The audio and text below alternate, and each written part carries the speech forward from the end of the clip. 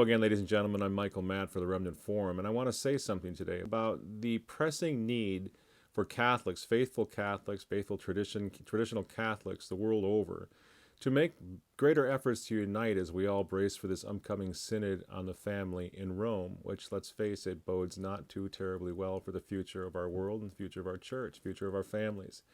So I wanted to say a few words about the Fraternity of St. Peter. Those of you who watch this program on a regular basis or read the Remnant newspaper know that we oftentimes defend the Society of St. Pius X, our brothers, our friends in the Society of St. Pius X, against the scurrilous charge of schism and so forth. But today I want to take a little different turn and talk about the Fraternity of St. Peter, asking you to keep in mind as I do so that I was confirmed by Archbishop Marcel Lefebvre when I was young, and that to this day, I'm not in favor of the Society of St. Pius X signing any sort of premature deal with the Vatican or Pope Francis. I just don't, after what happened to the Franciscan friars, I can't bring myself to see that as good news. I'm just a layman expressing a layman's opinion, but that's how I see things.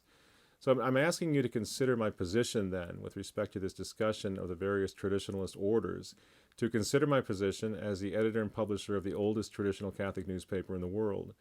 And what I mean by that is that to some extent, a person in my positions gets to know priests all around the world, not just priests from America, but priests from countries all around the world, from the various orders and fraternities. You get to know what they think about things in ways that can't necessarily be conveyed through the official company line, if you will, of their respective orders or fraternities or societies. So the critics of the fraternity, when we make this point, will say, yes, but priests should always speak the whole truth every time from the pulpit, blah, blah, blah. To which I would say, really? I mean, history is full of Catholics, priests and laymen alike, holding back the whole truth during times of persecution. It's certainly at least in public. Christians themselves, early Christians, traced that secret sign of the fish, you remember, in the ground to communicate one another, because they weren't out saying, I am a Christian and I defy any of you to do anything about it, blah, blah, blah. So they were communicating in secret. They were holding their masses in catacombs underneath the ground. They were hiding from the pagans in power of their day. Were they cowards? Were the early Christians cowards for not proudly and defiantly proclaiming their Christianity to everyone in the streets? I wouldn't say so. I don't think they were cowards. I don't think Saint Edmund Campion, was a coward either when he dressed up like a jeweler and called himself Mr. Edmunds in order to avoid detection and arrest so that he could continue to serve his flock in 16th century anti-papist, anti-Catholic England. That is not cowardice, and I don't believe that he should have been standing on London Bridge, shouting condemnations of Queen Elizabeth and Cranmer and the rest and the new religion, like some of our blabbermouths on the internet are doing today, folks that don't seem to have anything better to do than blabber on the internet and, go after various priests from orders and fraternities that they don't like, they don't care for. So I think some concrete positive steps can be taken. I don't think it's necessarily the best form right now to walk up to a Fraternity of St. Peter priest, for example, and say, can I go attend Mass at the Society of St. Pius at 10? I mean, what do you think he's going to say? There's a serious disagreement, strategic disagreement over how best to proceed that's been 25 years being rehashed back and forth. At the end of the day, that's just sort of a stupid question, I'm sorry to say. And it's the same if you go to a Society of St. Pius X priest and say, hey, is it okay if I go to the fraternity? Just stop with that. We're big kids now. We can find out on our own. We can look at the laws of the church. We can understand the arguments and decide for ourselves what's best for our souls with respect to where to go to Mass. It's that sort of thing. And then the running to social media to report the answers that these priests give us, that's causing a lot of division and sort of exacerbating division within our movement, and it has to stop. And by the way, for as many times as I've heard someone claim that a Fraternity of St. Peter priest told him that the Society of St. Pius X is absolutely informal schism, for as many times as I've heard that, I've heard 5 times from other people who say that they had the opposite experience, that it was a Fraternity of St. Peter priest who told him that they are not in schism, the society, who answered them honestly that there is a canonical irregularity in the Society of St. Pius X that everyone admits to, including the society, and that one day this will be resolved. This is exactly what Bishop Athanasius Schneider admitted last week when he said, after having been sent by the Vatican to get to know the Society of St. Pius X a little better, he came out and what did he say? He said they're not in schism. He said There's no reason that they cannot be reinstated officially. Their canonical status can't be fixed, and that in the meantime we should treat them as brother Catholics. That's the reality. It's been the reality for a long time, ever since this got going 25 years ago. So you see, the thing is, it's not our priests' fault that this division and confusion exists between the various orders, fraternities, societies, institutes, etc. It's the revolution that is to blame. And this is the thing we need to get into our heads. It's the revolution that is to blame. The revolution has blown apart mothers and daughters, fathers and sons, and yes, good priests from all over the world. There are good men in the various traditionalist orders who are doing good work, and we must slow down, drop our perfect little narrative as though we have everything figured out. Drop all of that and recognize what they're doing, these priests, even the ones who serve the orders that we don't necessarily cotton to. They're serving souls. And they are victims of the revolution, all of these priests. I've talked to diocesan priests who say they've learned the old mass and they're so tired of the persecution that they get from these crazy modernist bishops and from their parish council. It's a hellish life that they live. So they learn the old mass, which makes things worse. And then the more they learn, the more they realize that their own formation, how faulty their own priestly formation was. And they have to somehow try to overcome that while they're trying to serve souls and serve the church and save their own souls and keep their own sanity. You realize what they're going through, even at the diocesan level. So with all of these things, all of these encounters that I have with priests from all over the world and all the different societies and so forth, there is much more going on behind the scenes. And I'm talking about good things. I'm talking about cooperation. I'm talking about combined efforts, a sort of, implicit agreement to lay down arms. Not with everyone. Sure, every now and then a priest gets impatient in the society or in the fraternity and says something he probably wishes he hadn't said, or maybe he just has an unpleasant personality and wants to go after brother priests. Sure. I'm talking about the majority of priests in all of these different societies and fraternities are trying to serve their flocks. They're not interested in all this polemical stuff that laymen oftentimes are asking them to comment on.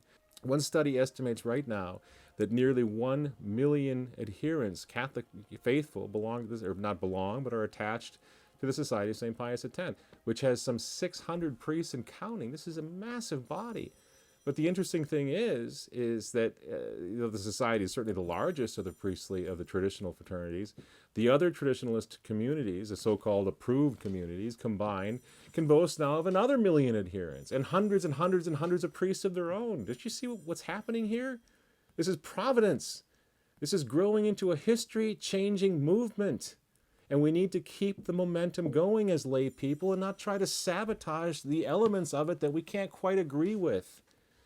So the bottom line is this. The Society of St. Pius X chapels here in Minnesota, for example, are packed wall to wall every Sunday. The bottom line is also this. All Saints Church, the Fraternity of St. Peter Church here in Minneapolis, is packed wall to wall every Sunday. And it's packed with former Novus Ordo Catholics who have had enough and who are coming to embrace tradition. When I walk into the Church of All Saints, for example, I don't see one single former member of the Society of St. Pius X. I see Novus. I see people I don't even recognize, folks from the Novus, because the parishes here in this archdiocese are going from bad to worse for the most part. The churches are being sold off to Muslims. And there's a lifeboat called the Fraternity of St. Peter that was recently floated our way, and many, many good souls are swimming in that direction. Now, these folks would never go. Not in a million years would they go to the Society of St. Pius X Chapel. They just don't know anything about it. And here in Minnesota, anyway, the Society of St. Pius X Chapel is not very large and couldn't even accommodate the additional numbers, the high numbers that are now pouring into tradition. And the fraternity parish, if you would just stop in and visit, you see families, large families with lots and lots of kids, and they're all learning for the first time about the old Mass, about the old faith, about the teachings of the church, against contraception, abortion, gay marriage, and the rest. They're learning the old devotions, the old Holy Week services, everything. And the revolution can do nothing to stop this. The revolution, in other words, is losing. So who are we, who are any of us to criticize this effort? Just because back in 1988 there was division between good men, good priests, over whether or not to follow Archbishop Marcel Lefebvre. Heck, my own father wept over his decision not to follow Archbishop Lefebvre for a time after 1988, and he loved the Archbishop. He was the first to welcome the Archbishop to America in a public reception back in 1976 when I was a kid. He had all of his children confirmed, not all, but a number of his children, including myself, confirmed by Archbishop Lefebvre. He was devoted to this man.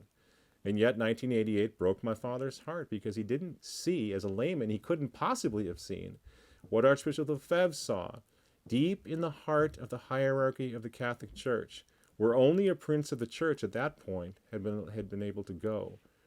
So my father, a loyal son of the Church, wasn't sure what God's will was, what he was supposed to do. All these men were fighting a pitched battle where nothing was clear.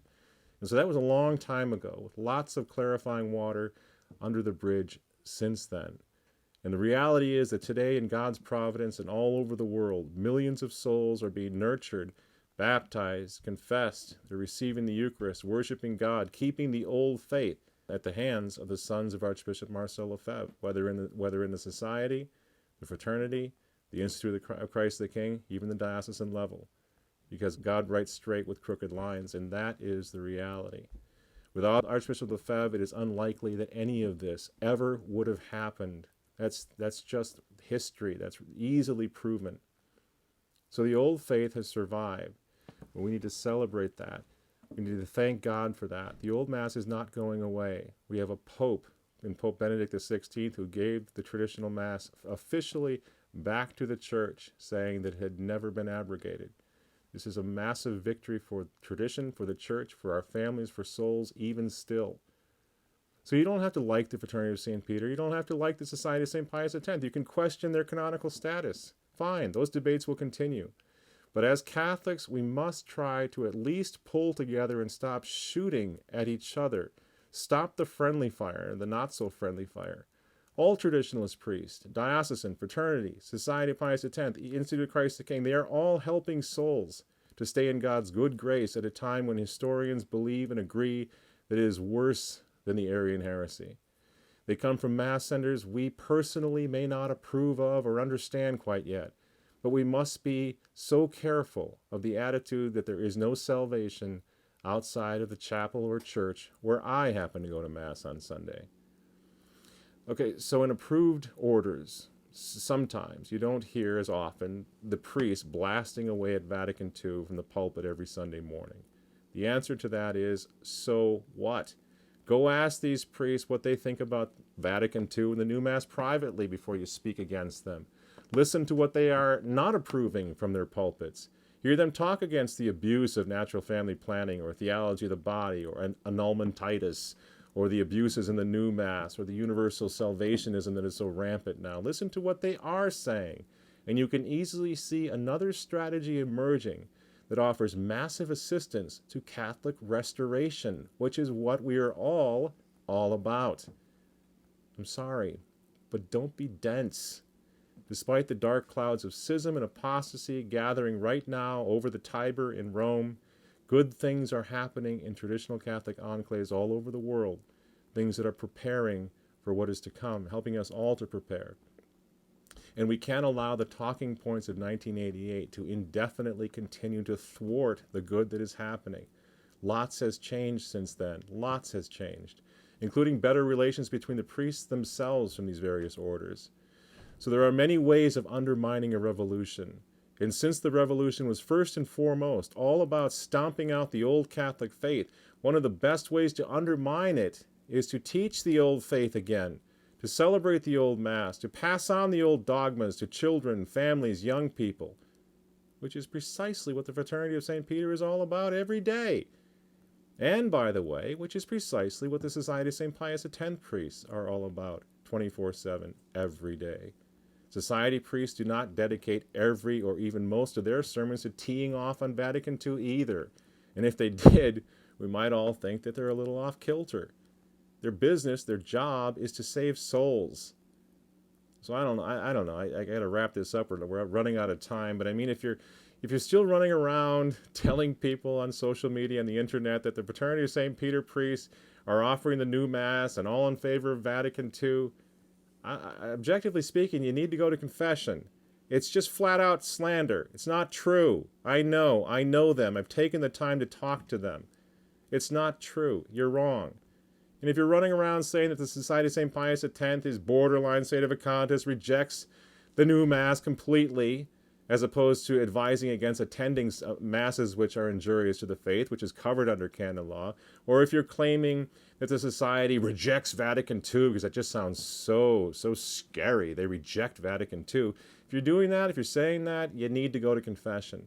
And all of us need to focus our energies, not on the tratty priestly orders, frats and societies and institutes that we don't like, but on the real enemy, those who hate Christ, hate his church, and hate his liturgy, hate everything that we stand for. That's the enemy, not the priests that don't quite agree with me on where I should be going to Mass. Be smart. And if you want to see how this all works in reality, I would invite you to come to the Catholic Identity Conference in September. I will end with a brief commercial for our Catholic Identity Conference. I think this is the 4th year that we're doing this. It's out very near Steubenville, Ohio. And it's got everybody. It's got the Remnant. It's got Catholic Family News. My buddy John Veneri will be there. Chris Ferrari, everybody. John Rao, Jim Vogel. Lots and lots of guys. Some new guys, including Patrick Archbold. You know, the Angelus, the Society of St. Pius X, Dr. Cirilla from Steubenville, from Franciscan University, Steubenville. You know, our good friend Father Pendergraft will be there. Everyone's going to be there. Now, we're going to be there not for a phony, compromise, brouhaha. Let's all just go along to get along. But rather to do the smart thing right now at this dangerous point in the history of our church, to put strategic differences aside for just a moment and to spend a weekend trying to determine how best we can all serve God, help to restore tradition in the church, protect the family, and save our souls, even as the world rises up in the most Christophobic revolution since Calvary itself. So join us. Come on out there. It's a 3-day event over the 23rd, I believe, of September, but check it out. Just go to CatholicIdentityConference.com. That's CatholicIdentityConference.com and join us. It's going to be a great time. Everybody's going to be there, and you can see kind of how this can actually work, this idea of working towards a larger cause and putting aside the strategic differences for something that's more important, and that is keeping the old faith. So in conclusion, God bless the Society of St. Pius X. God bless the Fraternity of St. Peter. God bless the Institute of Christ the King. God bless all the good priests, diocesan priests included, who like camping and pro are doing their best to fight the enemy from within and risking everything every day because of it. Hey, we have priests. Thank God for that. Someday that may not be the case. And for those that we do have, for those priests that we do have, who have kept the old faith, who offer the old Mass, and who are helping us save our souls and save the souls of our children, remember this: Tu es sacerdos in aeternum, secundum ordinem Melchizedek. Thanks very much for listening, and we'll see you next week.